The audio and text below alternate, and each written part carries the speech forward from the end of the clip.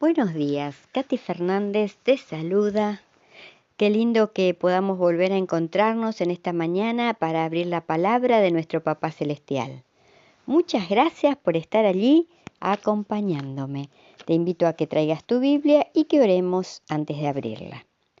Amante Padre Celestial, te damos gracias por este nuevo día, por tu amor, porque saber que siempre estás al lado de cada uno de nuestros seres queridos y al lado nuestro nos hace vivir diferentes, nos hace vivir muy seguros, porque sabemos que no tenemos que enfrentar nada que tú y yo no podamos resolver juntos. Padre, ahora vamos a abrir tu palabra. Entonces necesitamos que tu Espíritu Santo, que inspiró a los profetas, nos ilumine y nos ayude a entender el mensaje que tienes hoy para cada uno de nosotros. Y te damos gracias, Padre, por todo lo que haces continuamente por nuestros queridos y por nosotros en cada momento de nuestras vidas. Ven pronto a buscarnos, Padre. Ya queremos volver a casa. Lo pedimos en el nombre de Jesús y lo agradecemos. Amén. El título de hoy, martes 11 de julio, es Unidad en la diversidad. Te invito a que leamos juntos Gálatas capítulo 2, versículo del 1 al 10. Pablo habla de los falsos hermanos introducidos a escondidas que entran para espiar nuestra libertad que tenemos en Cristo Jesús para reducirnos a esclavitud. Leamos Gálatas capítulo 2, versículo del 1 al 10. Después, pasado 14 años, subí otra vez a Jerusalén con Bernabé, llevando también conmigo a Tito, pero subí según una revelación y para no correr o haber corrido en vano, expuse en privado a los que tenían cierta reputación el evangelio que predico entre los gentiles. Mas ni aun Tito, que estaba conmigo por todo y ser griego, fue obligado a circuncidarse. Y esto a pesar de los falsos hermanos introducidos a escondidas que entraban para espiar nuestra libertad que tenemos en Cristo Jesús, para reducirnos a esclavitud, a los cuales ni por un momento accedimos a someternos para que la verdad del Evangelio permaneciese con nosotros. Pero de los que tenían reputación de ser algo, lo que hayan sido en otro tiempo, nada me importa. Dios no hace acepción de personas. A mí, pues, los de reputación, nada nuevo me comunicaron. Antes, por el contrario, como vieron que me había sido encomendado el evangelio de la incircuncisión, como a Pedro el de la circuncisión, pues el que actuó en Pedro para el apostolado de la circuncisión, actuó también en mí con los gentiles. Y reconociendo la gracia que me había sido dada, Jacobo, Cefas y Juan, que eran considerados como columnas, nos dieron a mí y a Bernabé la diestra en señal de compañerismo, para que con nosotros fuésemos a los gentiles y ellos a la circuncisión. Solamente nos pidieron que nos acordásemos de los pobres, los cuales también procuré con diligencia hacer.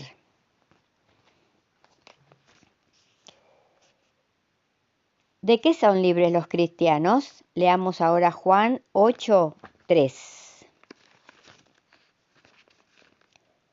Juan capítulo 8, versículo 3. Entonces los escribas y los fariseos le trajeron una mujer sorprendida en el acto del adulterio. Vamos a leer Juan capítulo 8, versículo 31 al 36. Así que, si el Hijo os libertare, seréis verdaderamente libres. Sé que sois descendientes de Abraham, pero procuráis matarme, porque mi palabra no halla cabida en vosotros. Yo hablo lo que he visto acerca del Padre, y vosotros hacéis lo que habéis oído acerca de vuestro Padre. Y ahora vayamos a Romanos 6, 6 y 7. Romanos 6, capítulo 6, versículos 6 y 7. Sabiendo esto, que nuestro viejo hombre fue crucificado juntamente con él, para que el cuerpo del pecado sea destruido, a fin de que no sirvamos más al pecado, porque el que ha muerto ha sido justificado del pecado. Ahora vayamos a Romanos, ya estuvimos, pero ahora el capítulo 8, versículos 2 y 3. Romanos 8, versículos 2 y 3. Porque la ley del Espíritu de vida en Cristo Jesús me ha librado de la ley del pecado y de la muerte, porque lo que era imposible para la ley, por cuanto era débil por la carne, Dios, enviando a su Hijo en semejanza de carne de pecado y a causa del pecado, condenó al pecado en la carne. Y ahora vayamos a Gálatas. Leamos desde el capítulo 3, del versículo 23 al 25. Gálatas, capítulo 3, del 23 al 25. Pero antes que viniese la fe, estábamos confinados bajo la ley, encerrados para aquella fe que iba a ser revelada. De manera que la ley ha sido nuestro ayo para llevarnos a Cristo, a fin de que fuésemos justificados por la fe. Pero venida la fe, ya no estamos bajo la ley. Y ahora vayamos al mismo libro de Gálatas, capítulo 4, versículos 7 y 8. Así que ya no eres esclavo, sino hijo, y si hijo, también heredero de Dios por medio de Cristo. Ciertamente en otro tiempo, no conociendo a Dios, servíais a los que por naturaleza no son dioses. Y ahora vayamos a Hebreos capítulo 2, versículos 14 y 15.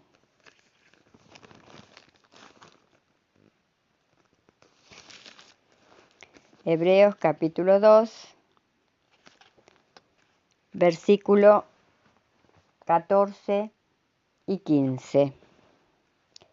Así que por cuanto los hijos participaron de carne y sangre, él también participó de lo mismo para destruir por medio de la muerte el que tenía el imperio de la muerte, esto es, al diablo, y librar a todos los que por el temor de la muerte estaban durante toda la vida sujetos a servidumbre. La libertad como una descripción de la experiencia cristiana es un concepto importante para Pablo. ¿Cómo experimentamos la realidad de esta libertad en nosotros mismos? Pablo utiliza esta palabra con más frecuencia que cualquier otro autor en el Nuevo Testamento y en el libro de Gálatas. Las palabras firme, las palabras libre y libertad aparecen numerosas veces. La libertad para el cristiano, sin embargo, significa libertad en Cristo. Es la oportunidad de vivir una vida de devoción a Dios sin estorbos.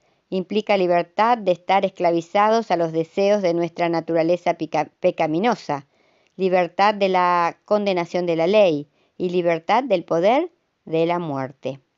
Los apóstoles reconocían que Pablo le había sido encomendado el evangelio de la incircuncisión, como a Pedro el de la circuncisión. ¿Qué sugiere esto acerca de la naturaleza de la unidad y la diversidad dentro de la Iglesia?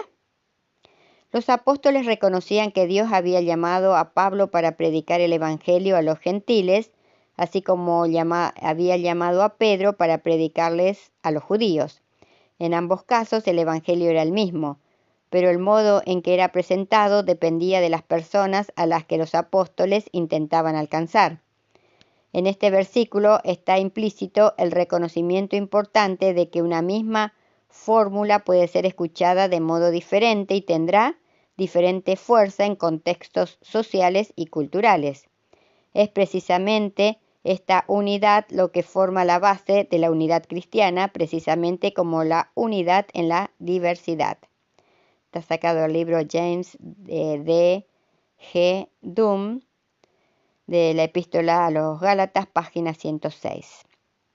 ¿Cuán abiertos deberían estar a los métodos de evangelización y de testificación que nos sacan de nuestra zona de confort? ¿Hay algunas formas de evangelización que te molesten? Si es así, ¿cuáles son? ¿Por qué te molestan?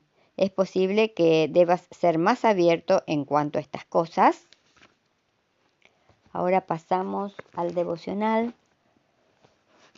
que hoy lleva por título Nos libertó y nos habló con amor. Sucedió que en el año 37 del cautiverio de Joaquín, rey de Judá, en el mes 12, a los 25 días del mes, Evil Merodac, rey de Babilonia, en el año 1 de su reinado, levantó la cabeza de Joaquín, rey de Judá, y lo sacó de la cárcel. Jeremías 52, 31. La historia de la liberación del rey Joaquín se encuentra registrada 2 veces en las Escrituras, en Segunda de Reyes 25, 27 al 30. Y si Dios permite que esta historia se repita casi con las mismas palabras, debe ser porque existe en ella un mensaje muy importante para nosotros hoy. Joaquín comenzó a reinar en Judá cuando tenía 18 años y era un joven inexperto, aunque la juventud no debe ser culpada por vivir apartado de Dios. E hizo lo malo ante los ojos de Jehová conforme a todas las cosas que había hecho su padre. Dice el registro sagrado en Segunda de Reyes 24, 9. Aquí hay un mensaje importante para los padres. Se refiere a la influencia ejercida sobre sus hijos con su vida y ejemplo. El mal siempre trae consecuencias, y apartado del Dios Todopoderoso, el reino de Judá no podía durar mucho tiempo. El enemigo vino, destruyó todo y arrasó la historia del pueblo, al romper en pedazos todos los utensilios de oro que había hecho Salomón, rey de Israel, en la casa de Jehová. Generalmente, el pecado arruina todo. El hombre, la imagen, los valores, en fin, no deja nada.